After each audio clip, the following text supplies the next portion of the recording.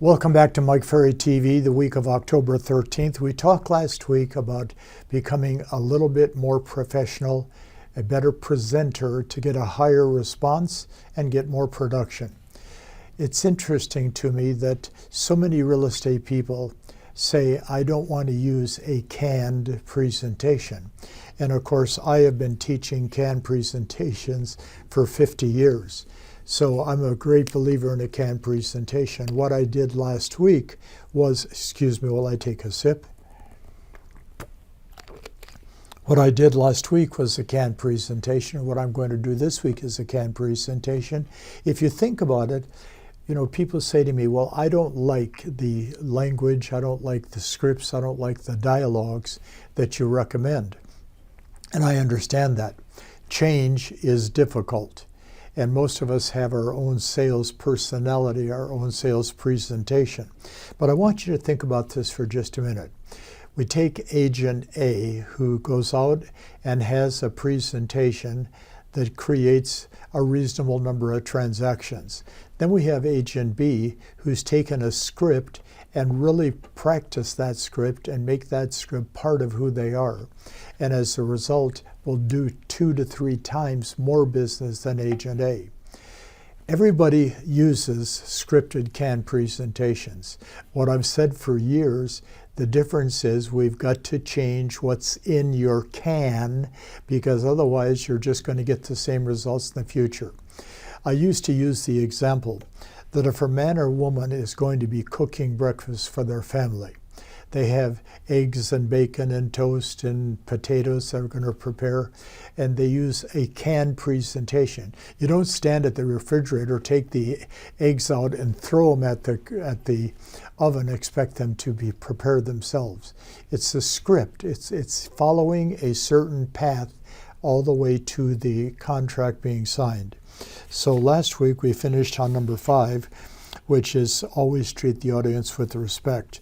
Point number 6, make every presentation you make, whether it be a long presentation, 45 minutes to an hour, or a short presentation of say 5 to 7 to 10 minutes. Make every presentation as impactful as you possibly can, as it may be the last time you experience talking with this particular person. Because remember, you can learn from not taking a listing, and you can learn from taking a listing. The question is, are you willing to learn from the presentation you made? The more impactful it is, the stronger the response, and the more you're going to learn, as will they. Number 7, since people learn at different levels, and always understand, you can talk to 5 people and get 5 different responses to the same presentation. Be sure to present at different levels throughout your presentation. So if the couple that you're talking to, the man or woman, is really excited, it's best to try to be excited. If they're a little bit more sober in their response, be a little bit more sober in your response. If they're fidgeting around, fidget around a little bit. Be respectful of who they are, but most importantly, understand that everybody responds at a different level. I had a fun thing happen. I think it was someplace around Denver, Colorado, one of the suburbs. I was doing a one-day event, and a fellow sitting in the front, 500-600 people, a guy sitting right in the front row. I mean, virtually center seat, first row, by 10 o'clock was sitting sound asleep. I mean, this guy was sound asleep. I felt bad for him, so finally at the break, I said to the person next to him, would you wake him up? And of course, we woke him up, and I said, are you okay? He said, yeah, I'm just tired. I said, well, then get a hotel room, take a nap, come back and see me this afternoon. His level of ambition was very small. I found out from his broker that the guy had been in business for 2 years and done 2 deals. So be respectful, but they learn at a different level. We ask the audience to have versatility, which is something that is very vitally important. If we're going to ask them to, the audience, to have versatility, we have to have versatility also. And versatility, of course, is the ability to adapt to a variety of people in a variety of situations in a variety of ways. So we have to be flexible. We have to be not so stringent in what we are saying and doing that they can accept what we're saying and doing. Number 8 on my list, don't make them sit for too long. You know, somebody said to me one time, I sat through a seminar recently. It was the hardest thing I've ever sat through. I said, why? She said, the guy spoke for 2.5 hours straight without taking a break. And I said, well, you're not going to get that from me.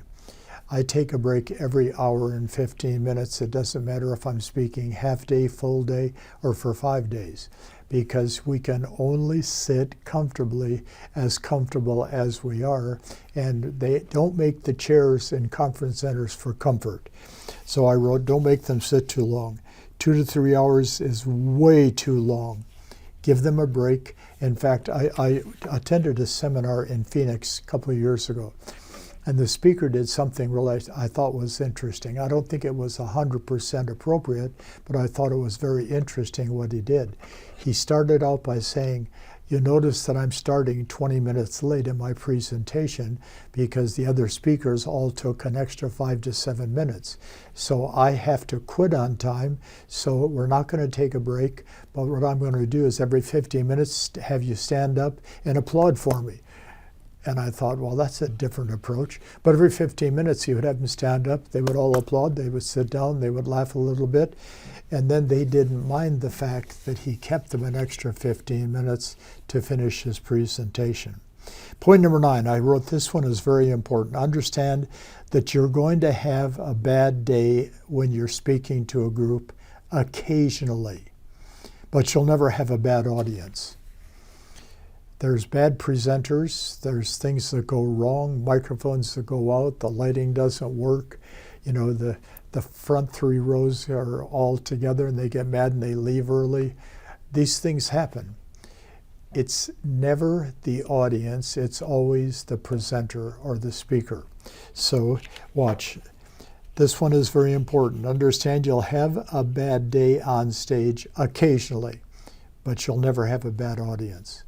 So always be thankful that you have the opportunity, whether you're doing a team leaders meeting at the office or a sales meeting for your broker, or you're getting invited by the Board of Realtors to speak, or you're coming to a Mike Ferry event and I have you on the stage with me. It's never going to be a bad audience.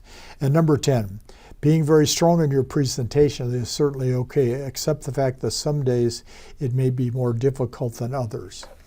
I think everybody that presents on a listing presentation has the intention of doing the best job possible for the clients they're talking to. But some days it just doesn't work. I can't even tell you. I've done 7,500 seminars in my career over 50 years. That's a lot of seminars. It's 150, 175 per year. And probably 20% of them, I didn't do a great job, but the advantage I had, they didn't know I hadn't done a good job because they'd never seen me do the job before. But I'm going to always be as strong as I possibly can be to make it as impactful for the audience as I possibly can. So thanks for watching these ideas on becoming a better presenter. Don't leave them in your computer. Don't leave them on your recorder.